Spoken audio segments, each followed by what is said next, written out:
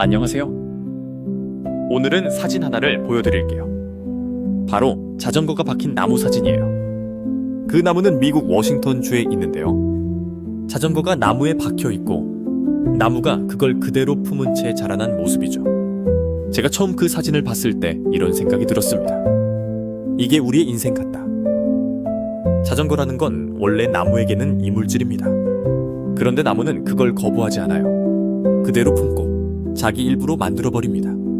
여러분의 삶은 어떠신가요? 혹시 실수 하나 없이 아주 깔끔하고 일관된 단단한 나무 같은 삶이셨나요? 아니면 자전거처럼 박힌 이물질들을 도려내고 싶은 상처가 하나쯤은 있으셨나요? 저는 솔직히 많습니다. 지금도 자다가 이불을 걷어찰 정도의 기억들이 있어요. 그래서 저는 자전거를 품은 나무를 보면서 문득 서구 문명을 떠올렸습니다.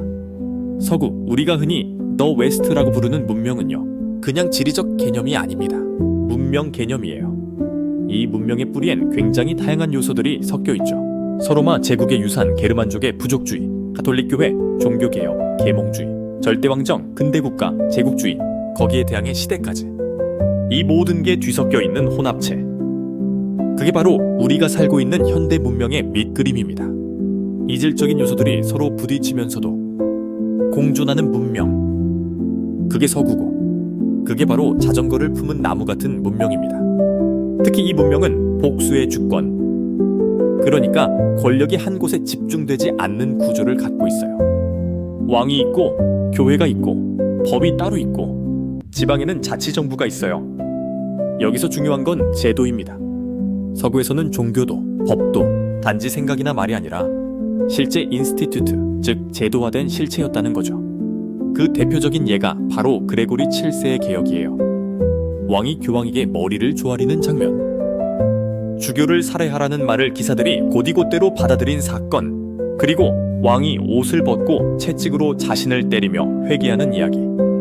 이 모든 게 도덕 권위가 정치 권력보다 상위에 있었던 서구 문명의 한 단면을 보여주는 겁니다. 이 구조 덕분에 시민들은 복수의 권력을 인식하게 됩니다. 왕국의 법, 교회법, 상법, 이 다양한 법 체계들이 함께 존재했어요. 그래서 재판도 선택지가 있었죠. 왕에게 받을지, 교회법에 따를지, 상법으로 갈지. 여기서부터 민주주의 사고방식이 나오는 거예요. 삼심제도, 상소, 헌법재판, 이게 다 그런 구조의 연장선입니다. 그리고 이건 동양에는 없었습니다. 동로마에도 없었고요. 그리스 정교에서는 황제가 비숍을 직접 임명했어요. 오직 서로마, 그러니까 서구에서만 교황이 프린스보다 상위에 있다고 주장했고 그걸 지켜내려 했습니다.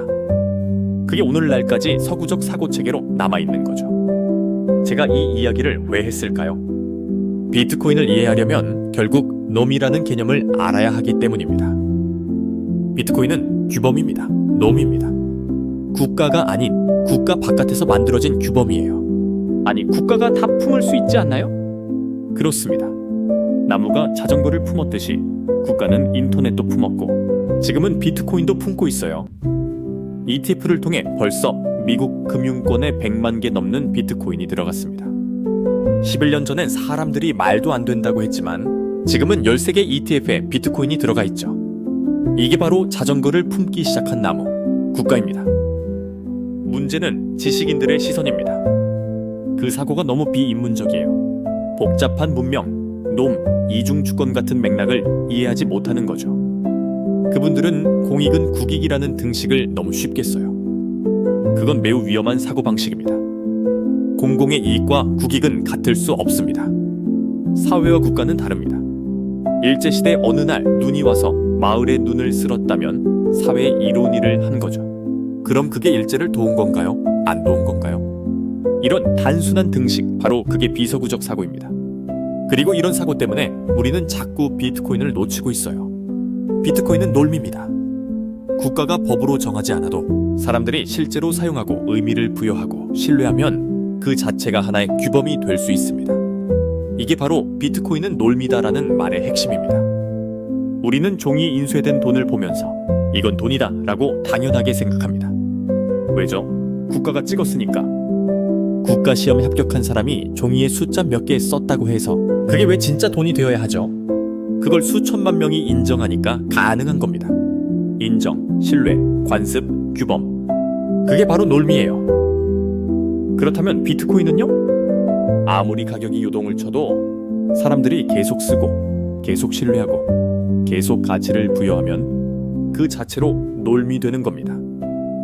국가 위가 아니라 국가 바깥의 기준. 민초들이 만든 놈발. 그러니까 국가가 아니어도 돈이 될 수 있는 기준입니다. 그 자격이 시험 성적이 아니라 집단의 신뢰와 규범에서 나온다면요? 그건 왜 인정하지 못하나요? 이게 오늘 제가 전하고 싶은 이야기였습니다. 감사합니다.